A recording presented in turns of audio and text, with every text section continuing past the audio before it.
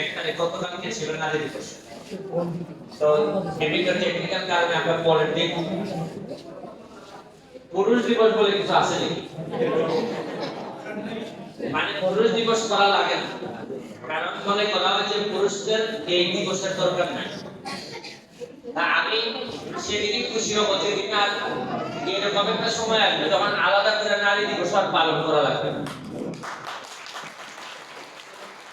কারণ বুঝতে পারি যে আলাদা দিবস লাগবে কেন? আমরা তো স্বয়ং সম্পূর্ণ। দিবস তো তখনই পালন করি যখন আমাদের যন্ত্রণা হয়, আমাদের কষ্ট হয়। তবে আমার নারীদের ব্যাপারে আমার ধারণাটা কি জানেন? আমার মেয়ে, আমার একটা ছেলে, আমার নির্বাচনে আমার মেয়েটা আমার পক্ষে বক্তৃতা করছে, এসে বলছে যে আমি ব্যারিস্টার সুমনের মেয়ে, আমি একটা আপনাদের কাছে দোয়া চাই, ভোট চাই। তো আমার মেয়ের আমি যেভাবে দেখি, আমার কাছে মনে হয় আপনি চুনারঘাট পালন করেন বেশিরভাগ দেখি আমি আমার মেয়ের বয়সী যারা সবাই তাদেরকে মনে করি যে এদের তাকে দোয়া মানে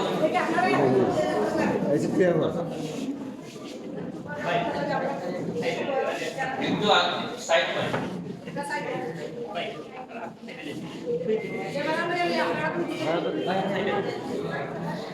আরেকটা জিনিস আমি শুনলাম, আমাদের যিনি নারী বিষয়ক কর্মকর্তা উপজেলায়, উনি আমার পাশে বসে আছেন।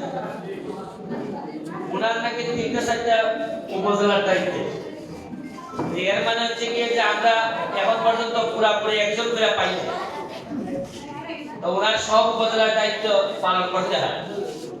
সরকারও আমার মনে হয় এই ক্ষেত্রে কিছুটা নারীদের প্রতি, আমি বুঝলাম না যে যেখানে একজন থাকার কথা এখানে ৩ থানা ৪ থানা একজন, কারণ নাই তো ওনার এক্সট্রা দায়িত্ব পালন করতে হয়। তবে এইবার যেহেতু আমি এমপি হয়েছি, আপনাদের মনে আছে কিনা ভোটের সময় কি বলছিলাম যে আর কিছু পারি না পারি, আমার এলাকার কোন নারীর শরীরে অন্যত তো দূরের কথা জামাই হাত দিল না থানা তুলে দিয়ে দিল।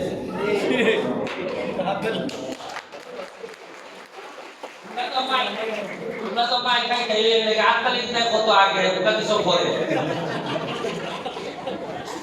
তুমি বুঝতে না কিছু আটকালি দেওয়া লাগে। জামাই বিপক্ষে কইছি এরপরে বলি সুবিধা খালি আটকালি দিতে আমি যেহেতু আছি, আমার এখানে বাসার যায় এক মহিলা গেছে গিয়া বলতেছে আমার জামাই নির্যাতন করছে, আপনি এটা দেখে দিন। তাই আমি বললাম যে ভাই তুমি আমার কার্ডটা নিয়ে যাও, যে ওসিটা যাও, ওসি সাহেব তোমার এই জামাইকে ধরে আনবো না। হয় না না আপনি আইলে নেবার করে মানে তার কারণ হইল গিয়া ওসির থেকে আমি যদি যাই তাইলে বেলে জামাই হতাও এখন আমার মানুষ আছে প্রায় 7 লাখ, এর মধ্যে 3.5 লাখ ওই মহিলা। এই আমি ওখান থেকে 3.5 লাখের মধ্যে 1.5 লাখ যদি আমার ডাকে যে আমি বিক্রি করবো সময় বিদ্যুতের বাড়ি দিয়ে আমার জীবন।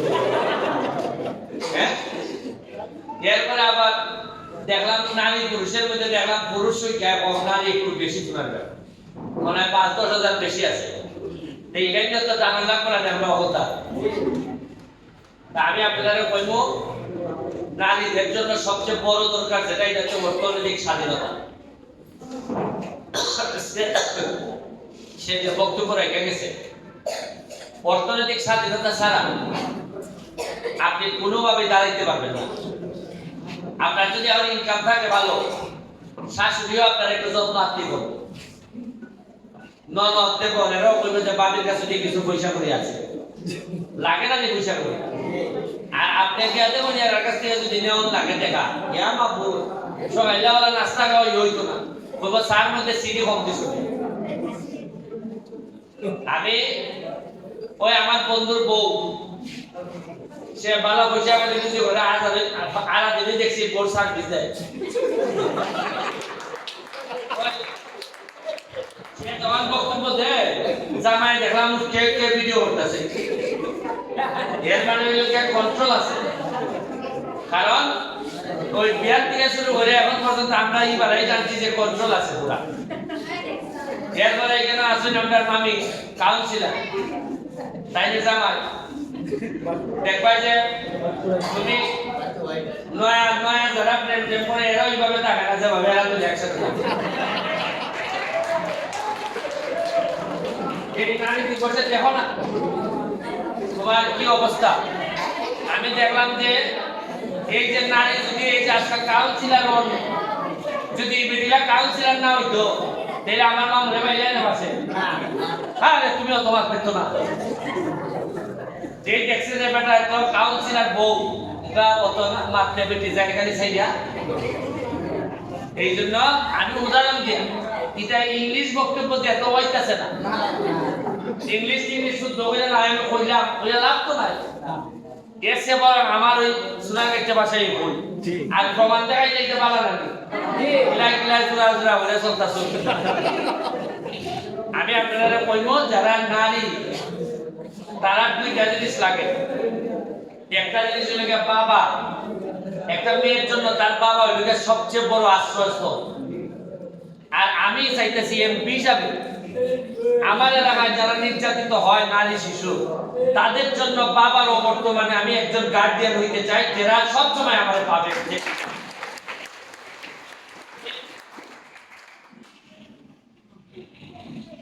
আপনাদের যে কয়েকটা দাবি আছে এখানে ট্রেনিং সেন্টার করা। আমি এই যে আজকে প্রোগ্রামে আসাতে আমার ব্রেইনটা করছে, আমি তো খালি রাস্তাঘাটের চিন্তায় আছি কেমন রাস্তাঘাট ঠিক করতাম।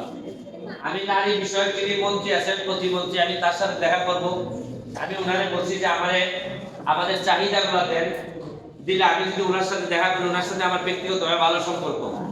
ওই সংসদের ভিতরে দেখা হইলে আমি একটা সালাম দিই, সালাম আলাইকুম বাবা লাগে।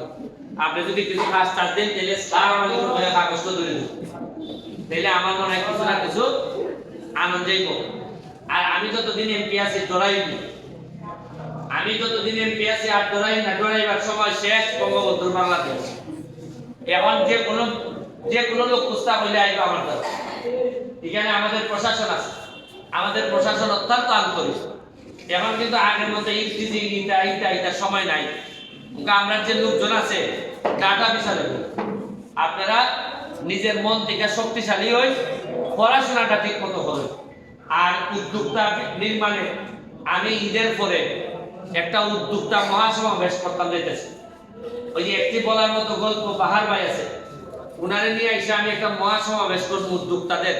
এখানে নারী পুরুষ সবাই থাকবে, কিভাবে উদ্যোক্তা হওয়া যায়, কোথায় কোথায় বিদেশ না গিয়া উদ্যোক্তা কিভাবে হওয়া যায়।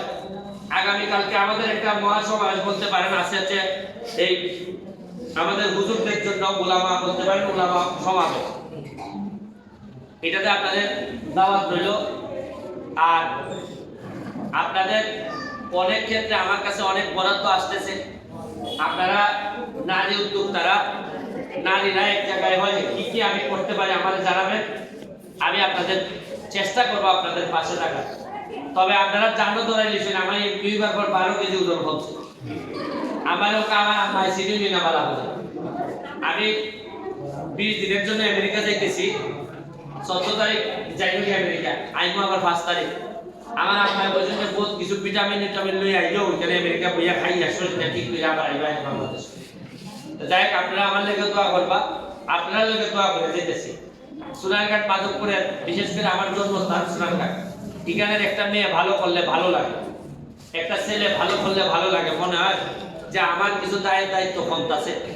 আমি চাই আপনারা প্রতিটা মা, আমার মা যেভাবে আমার নিয়ে গর্ব করেন, আপনারা যেন আপনাদের বাচ্চাদেরকে নিয়ে গর্ব করার মতো জায়গায় নিয়ে যেতে পারেন। আর এই হিসাবে আমার যা যা করার আমি আপনাদেরকে কথা দিচ্ছি, আজকে নারী দিবসের পরের দিন আমি আপনাদের জন্য আছি। আমার মা হয়তো দেশে নাই, কিন্তু আমি মনে করি আমার অসংখ্য মা আমার এলাকায় আছে, তাদেরকে দেখে রাখার দায়িত্ব আমি ব্যারিস্টার সুমন এমপি হিসাবে আমি মনে করি আছে। এই কথা বলে শেখ হাসিনার জন্য দোয়া করবেন। উনি আমারে জিজ্ঞেস করছিলেন যে আমি এত ভোট পাইছি কিভাবে। আমি ওনারে উত্তর দিছিলাম যে আমি সবাই রেখে বলছি যে আপনি আমার মা, আপনি আমার মা, আমি আপনার ছেলে। হয়তো আপনি আমার নমিনেশন দেন নাই, কিন্তু আপনি আমার দোয়া দিচ্ছেন।